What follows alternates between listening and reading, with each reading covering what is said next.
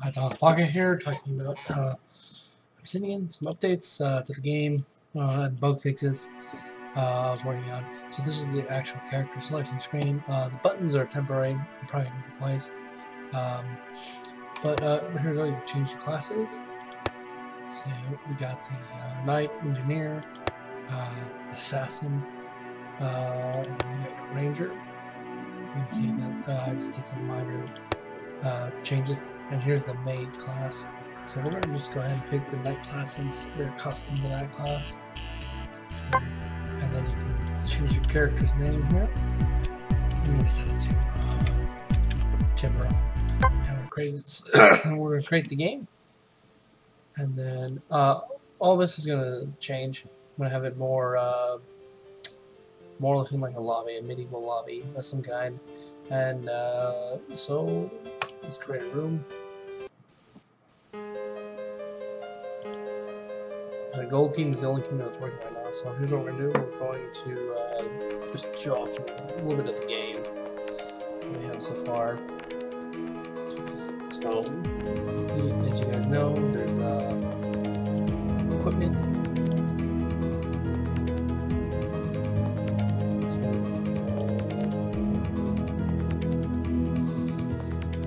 Let's get the building stack. All this is substitute changes as well. All these are just debugger placeholder. So what we're doing is build a small castle with press B, and I'll bring up a little ghost block here. We'll be using. Sorry for the lag. Just running stream and also the game running full dev mode seems to lag. So totality shadows. So we're going to build an impressive castle. We're going to spend about maybe 10 minutes in the game, show some of the gameplay we have so far, how zombies will interact, and you guys can give feedback on what you want to see in the game. Crafting, I was thinking maybe to have in the starting zone,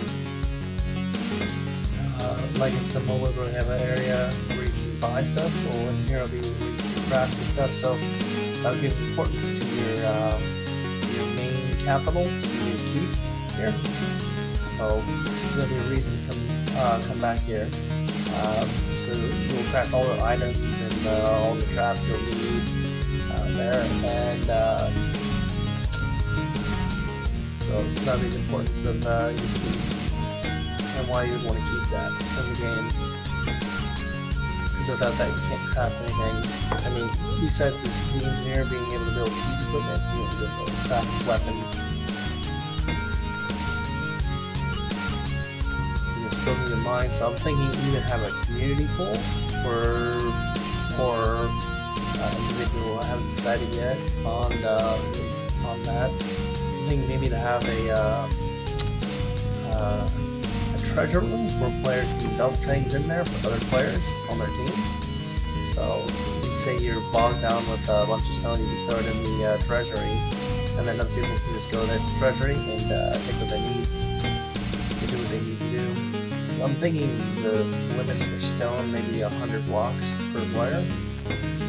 And also, obviously, I changed the build speeds on engineer classes, because the engineer class is going to be the one that builds fastest. I'll build these in less than as fast as they're building now, that's how fast he'll be. And every other class will take probably 4 times longer. So each block for them would take them approximately 10 seconds to build for each one.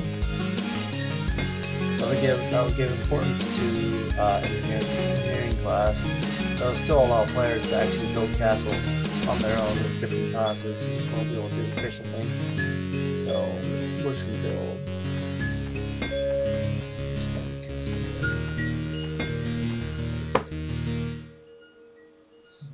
And so I was going to add some other blocks to the game, like a block that is a door, and also a drawbridge. Also ladders. That'd be very useful in the game. being able to have a ladder component where you can climb up.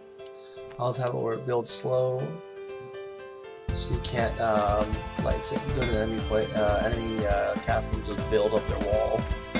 I mean, you can if you want to, but it would probably be very difficult to do so because I was gonna get a siege tower. So if you wanted to get on top of a castle, you'd have to use a siege tower or the assassin class to drop a rope down. Because the assassin class can climb. I'll have it where he can climb obstacles. Any obstacle you can climb them, just very slowly, not like super fast. And so, I mean, unless you upgrade your character class and you increase that perk, the climbing perk for that class. So that would be the usefulness for the assassin is be able to get in there and sabotage and lay down rope and all sorts of things to help out his team. Also being able to set up the traps. Yeah, so I better get up there. So I better.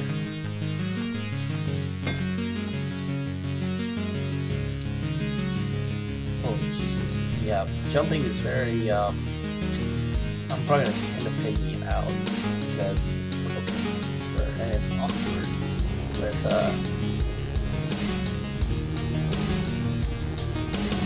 off. I'll switch to stuff.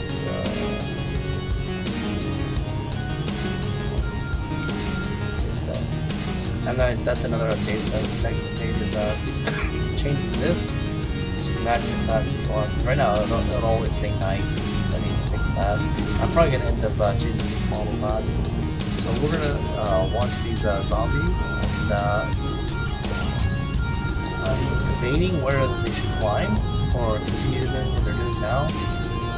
But one of the issues I ran into is if you're high up, you can actually avoid being attacked by zombies. So I need to fix that. Ooh. Uh-oh. So, as you can see, the zombies can attack and destroy walls. So, at night, you need to set up your defenses.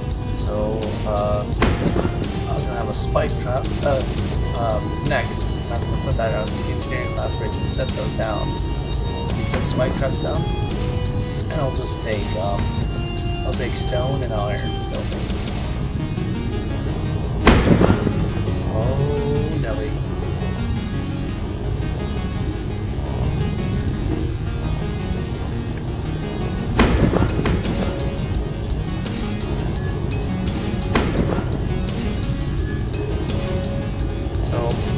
This is what happens at night. The zombies will come and just demolish your castle if you're not prepared. So what we're gonna do, we're gonna go down there and fight a couple of them so you can appreciate the combat. Again, sorry for the lag. So we'll show some basic combat. Since I have some good here. Because health is dropping. So sit here and attack the zombies. The zombies don't have much health right now, so that's the game balance issues you have to figure out because but I do have an overpowering sword. I got the best sword. So we're gonna wait until the daytime and then I'll show you and we're gonna blow up that castle with the cannon. So that's the next thing we gotta do. So we're gonna survive the night. Some other elements I want to add to the game is probably other monsters or mobs into the game, like goblins and skeletons and dragons eventually. Also another thing I was thinking about adding block buys was a wood block that floats, so you can actually build boats and things like that. And then also there would be a sail object you guys can create, which will give the ship forward momentum. And all you do is raise and lower it to go forward. So that's how that will probably work. And then there'll be a steering column that will give the object torque. Or turn the object. So that's something to look forward to. So you guys can next probably build your own ships in the future when I get that far into the game. Also, another thing that I'm going to probably later in the future is random level generation, and I already got some scripts for saving and loading, so we're gonna test that. I'm gonna test that and see how that works in here. See if we can get working on saving the world, like just saving these blocks. If I can get to where I can save the position of these blocks and spawn them in the game, that'd be fantastic. So I'd have to put like a script on these things, on on load, called a function for the Photon view to create the scene, because these are scene objects. So we'll see how that works. I'm kind of excited. I'd like to see that. So I'm also gonna have to figure a way to do like a load screen, because I know with options like this, we have multiple thousands and thousands of objects. It's gonna take some time to load. This is the way I have it now with the game. It really takes about probably a second to load. So that's gonna be an issue later in the future, because people will think you're computer pro when it's actually just loading. So yeah, the shadow is casted by the map object there. You see the big globby shadow. So we're gonna take a shot of that castle wall over there.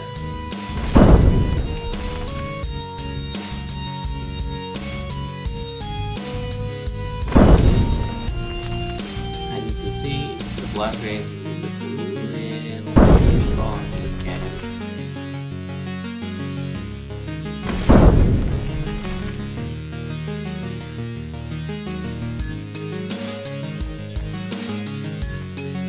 Notice the same thing, we pull the defensive out. And that's another thing I have to work on, is the floating block thing. I have to do possibly a check for its neighbors, and then have to check all the way down to when it touches the surface. It has to be anchored to something. There has to be an anchor block. So I already have in the script now that these are anchor blocks, and the ones that touch the ground. So I just need another script that checks for its neighbors until it gets to the anchor block, and then if it doesn't have an anchor block, it gets immediately destroyed, since it's free floating. So we don't need doing that. So that's pretty much the game right now in its current state. I'm sure you guys seen the updates. Switch out weapons. So when we go to nothing,